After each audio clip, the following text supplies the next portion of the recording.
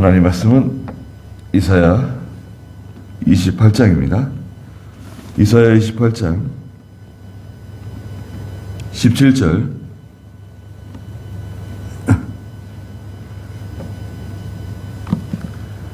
내가 정의로 줄자를 삼고 공의로 추를 삼을 것이니 우박이 거짓의 피난처를 쓸어버리고 물이 은신처에 넘칠 것이므로 사망과 맺은 너희 언약은 무효가 되고 스올과 맺은 너희 약정은 서지 못할 것이며 큰 재앙이 닥쳐올 때에 너희는 그것에 짓밟힐 것이다.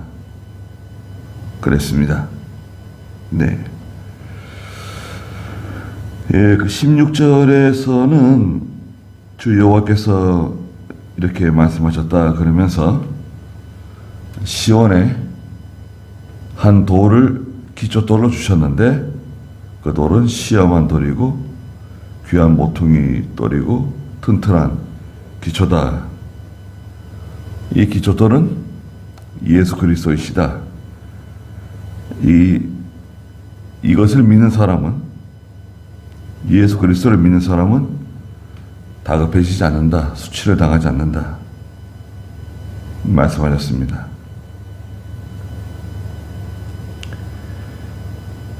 그리고 나서 17절에 내가 정의로 줄자를 삼고 공의로 추를 삼을 것이니 그랬습니다. 하나님의 정의는 하나님 말씀이에요. 하나님의 말씀이 줄자이기도 합니다. 줄자는 정확하게 그 길이를 재는 겁니다. 이것을 캐논이라 그러는데요. 캐논. 하나님의 줄자예요.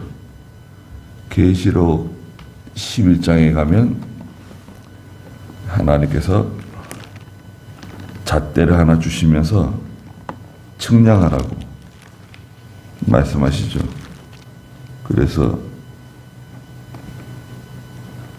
계시록 11장 1절 한번 읽어주시겠어요? 또 그가 내게 지팡이 같은 갈대 하나를 주며 말하였다. 일어나 하나님의 성전과 제단과 그 안에서 예배하는 자들을 측량하되 성전 바깥마다는 내버려 두고 측량하지 마라. 네. 이 지팡이 같은 갈대 측량하는 도구인데요. 오늘 여기 이사야서에서는 정의의 줄자예요. 같은 겁니다. 그럼 뭐냐? 하나님 말씀이다. 이 줄자, 또 지팡이 같은 갈대도 하나님 말씀이에요.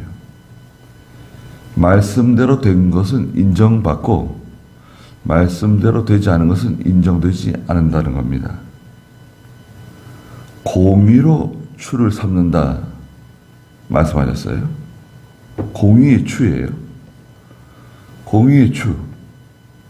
공의의 저울이네요. 저울추예요. 하나님의 저울은 공평합니다. 공의로우세요. 그래서 이 저울에 달려서 다니엘 5장에 보면 벨사살 왕이 당신이 하나님의 저울에 달려서 부족하다는 거예요.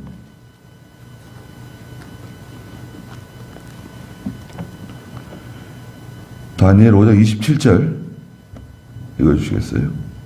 대개는 왕께서 저울에 달리셨는데 부족함이 드러났다는 것이며. 네. 메네 데겔 우바르신인데 메네는 하나님께서 왕의 나라를 세셨는데 끝났다 이제. 기간이 다 된 거다. 대개는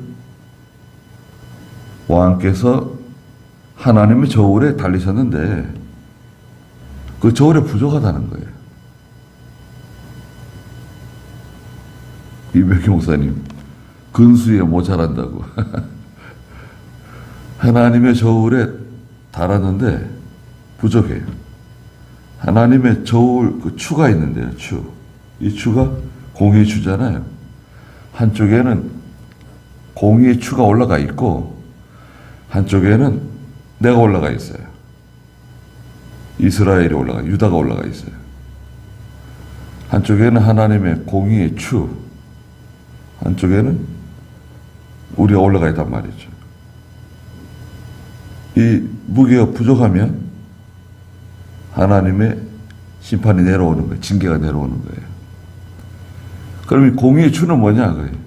공의의 추의 정체도 하나님 말씀이에요.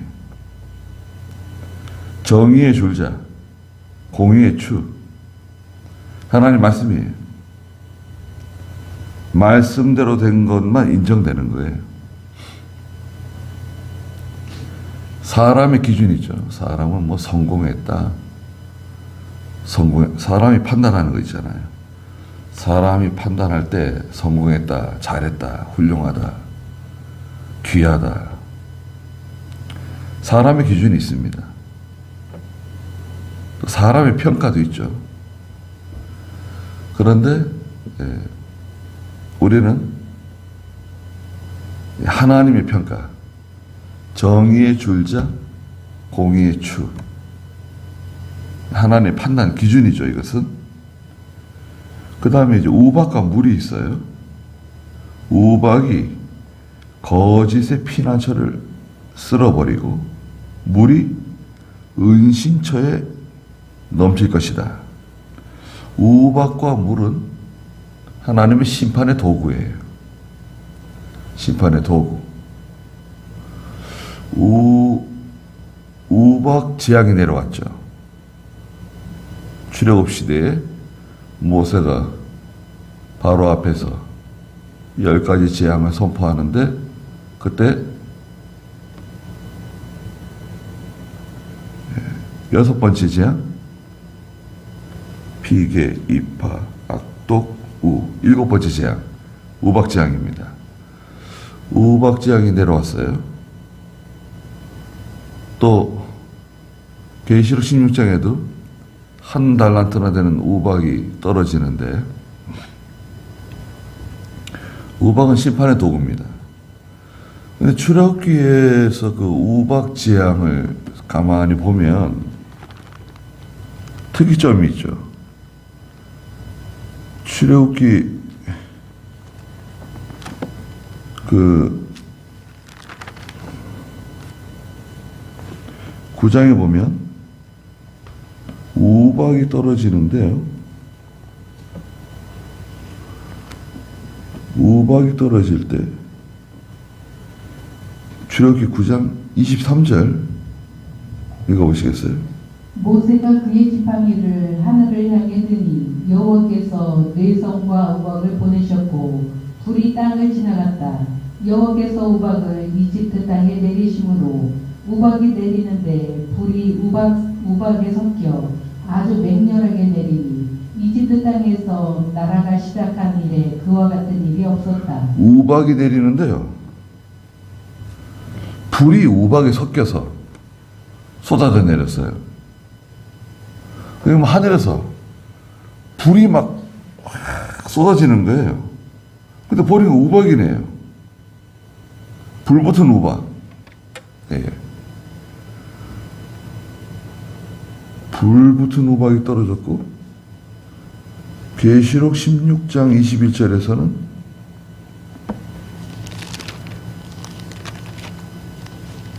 하나님이 우박을 내리시는데 16장 21절 또 한번 읽어주시겠어요? 한 달란트나 되는 큰 우박이 하늘에서 사람들에게 떨어졌다. 그러자 사람들이 우박의 재앙 때문에 하나님을 모독하였으니 이는 그 재앙이 매우 컸기 때문이다. 한 달란트는 34kg이에요. 이 무게를 재는 단위 한 달란트는 34kg. 금 한 달란트든 은 한 달란트든 34kg이 기준입니다. 그럼 34kg 되는 이 우박 덩어리가 하늘에서 떨어진다? 그러면 이건 뭐 폭탄입니다, 폭탄. 예. 웬만한 건물, 뭐 작은 그런 골프공 같은 그런 우박이 떨어져도요. 요즘 뭐 중국이라든지 저 유럽이라든지 우박이 갑자기 큰 우박들이 떨어져가지고 자동차들 막 다 유리가 다 깨지고 그런 건 쉽지 않습니다. 예전에는 그런 게 없었어요. 예전에는 그런 우박이 뭐 그렇게 커가지고 글쎄 작은 대추 같은 크기의 우박 같은 거 떨어져도 뭐 배추가 뭐 다 망했다는 둥, 고추가 뭐 다 떨어졌다는 둥, 뭐 그런 소식은 있었잖아요. 그런데 한 달란트나 되는 우박이 하늘에 떨어진다? 물, 또 하나님께서 물을 보내가지고요. 많은 물을 보내서 은신처에 넘친다. 숨을 수가 없어요. 어디 피해서 숨는다? 물이 그냥 확 덮치니까요. 쥐구멍처럼 파놓고 들어가서 숨었는데 어떻게 됩니까? 지금은 뭐 쥐가 그렇게 많지 않은 것 같아요. 예전에는 우리나라에 쥐가 많았습니다. 그래서 1년에 한 번씩 쥐약 놓는 날도 있었어요. 그랬죠. 근데 쥐가 언제 많이 죽느냐 하면 여름 홍수 때 많이 죽어요. 그 우리나라뿐만 아니라 전 세계적으로 여름 홍수 때 쥐들이 제일 많이 죽습니다. 왜 죽죠? 물이 그냥 그 쥐구멍으로 딱 들어가 가지고요. 예. 비가 많이 오면 이 설치류가 다 죽는 거예요. 하나님께서 우박이 쏟아져 가지고 피난 가서 숨었는데 그 피난처는 거짓의 피난처다. 사람을 지켜주지 못한다. 또 물이 그 은신처 덮친다는 거예요. 시온의 기초돌, 시험만돌, 귀한 모퉁이돌, 메시아 바라보지 않고 예수 그리스도를 의지하지 않으면, 바라보지 않으면 하나님의 심판이 임한다는 겁니다. 또 이사야 당대에 이사야가 전해주는 하나님 말씀 듣고 회개해야 되는데 회개하지 않고 인간의 힘, 인간의 잔꾀에 의지하고 자기의 피난처, 자기의 은신처 만들어 놔도 그것은 다 헛되다는 거예요. 하나님이 무서운 심판이 임한다.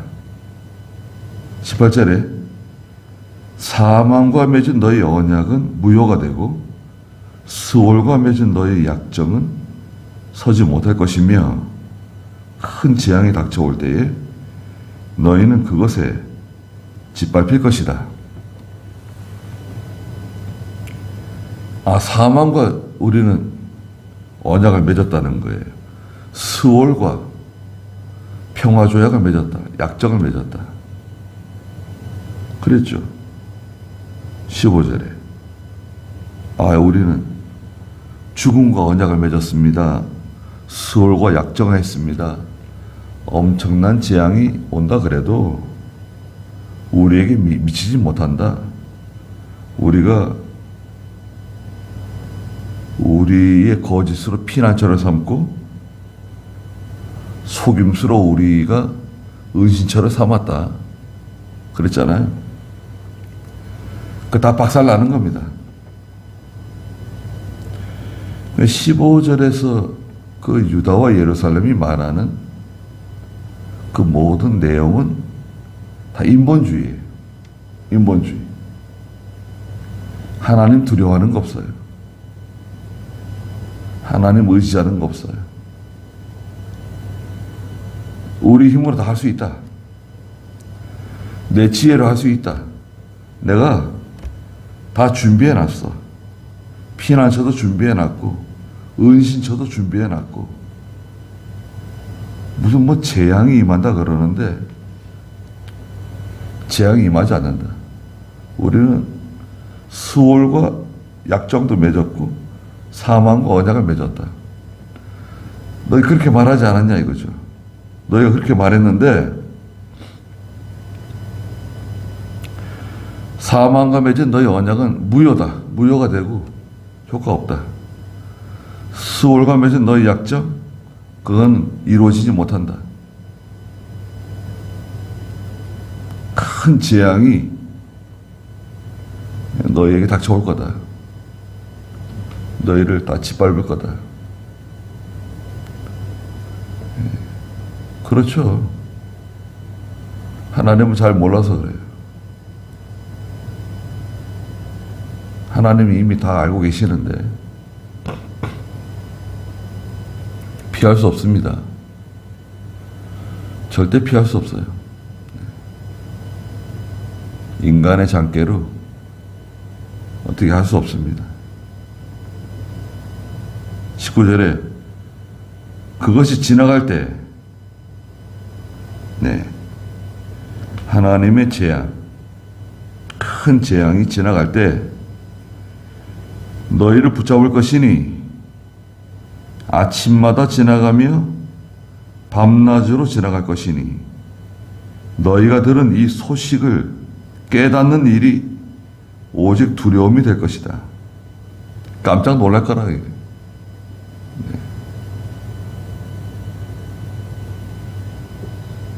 두려운 소식이 찾아온다. 하나님이 보내시는 갑작스러운 소식, 깜짝 놀랄 소식.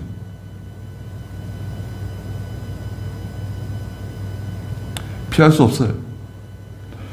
그런데 이제 19절에 보니까 그것이 지나갈 때에 너희를 붙잡는다는 거예요.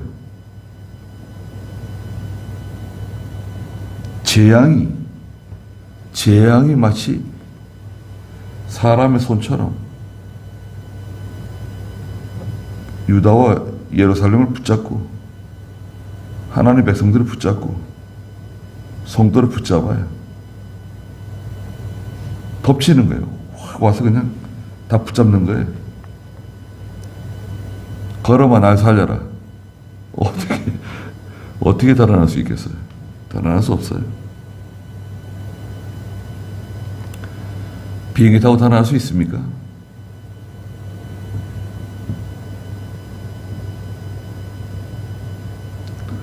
하나님의 심판을 피할 수 없어요.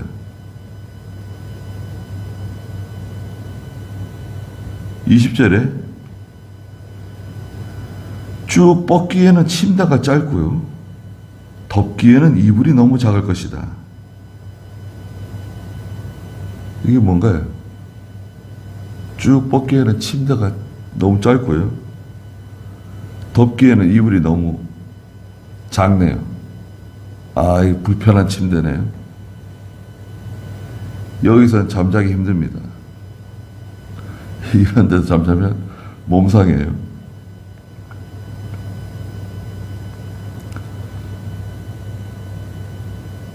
제가 몽골에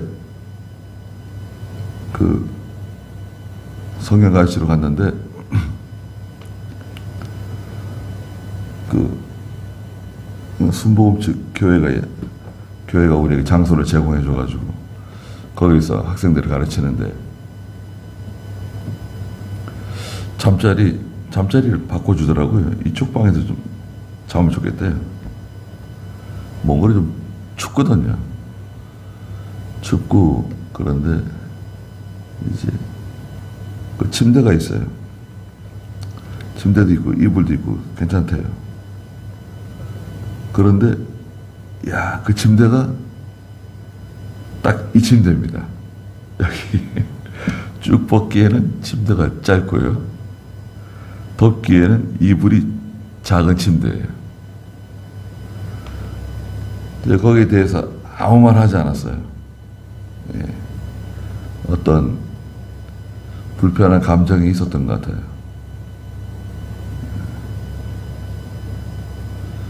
그래서 저를 골탕 먹이려고 그 방에다 집어넣은 거예요. 2주를 보내야 되는데 2주. 예. 얼마나 불편한지. 야. 그래도 제가 아무 말 하지 않고 예. 지내는데 몸에 담이 오더라고요. 잠자리가 불편하니까요. 몸에 담이 오는데 숨을 쉬기가 힘들더라고요. 수업하는데 담이 왔어요. 몇 번.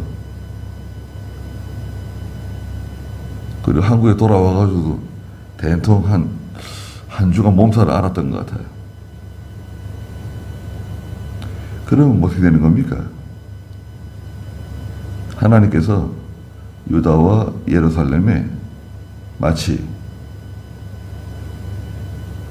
쭉 벗기에는 침대가 짧고 덮기에는 이불이 너무 작은 그런 형편을 만나게 하시면 얼마나 힘들겠어요? 얼마나 불편합니까? 그 생각이 딱 나더라고요. 그 침대에 누워도 자는데 그 이사야의 말씀이 생각나더라고요. 야, 이거 하나님께서 잘 참으라 그러시는가 보다. 예. 얼마나 참 불편한지요. 그러니까 이것은 편안한 생활이 아니죠. 평안이 다 사라진 거예요. 안정된 생활, 편안한 생활, 고요한 생활이 다 지나간 거예요. 고난이에요, 고난. 불편하고 힘들고 잠자리도 불편하고 잠자리가 불편하니까 낮에도 몸이 이렇게 편안하지가 못하고 잠만 잘 자도요. 그죠? 잠이 보약이라 그러잖아요. 하나님의 그 징계가 오면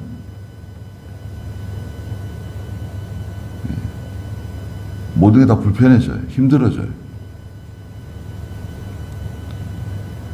뭐 자기들은 잘 될 거라고 호언장담하고 나가지만 하나님께서 아주 불편하게 만드세요.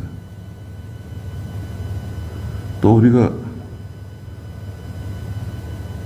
주머니에 좀 돈이 있고 통장에 뭐가 있을 때는 불편한 걸 잘 못 느껴요. 그러다가 하나님이 경제적인 환란을 만나게 해보세요. 경제적인 환란이 오면요 100원짜리 하나도 귀하게 됩니다. 어려운 일 만날 수 있어요. 그러니까 하나님께서 우리가 미처 생각하지 못했던 우리 일상적인 거 있잖아요. 매일같이 돌아가는 그 일상도 하나님께서 우리에게 편안하게 해주셔야 되는 거예요. 고요하게 해주시고 편안하게 해주셔야 우리가 잘 감당할 수 있습니다. 살아갈 수 있는 거예요. 그래서 예수님 바라보고 예수님 의지하고 나가는 겁니다. 그러면 예수님께서 우리에게 견고한 기초돌이 되어 주셔가지고 그분을 의지하는 사람, 믿는 사람 다급한 일 만나지 않는다 말씀하셨잖아요. 그러니까 하겠습니다.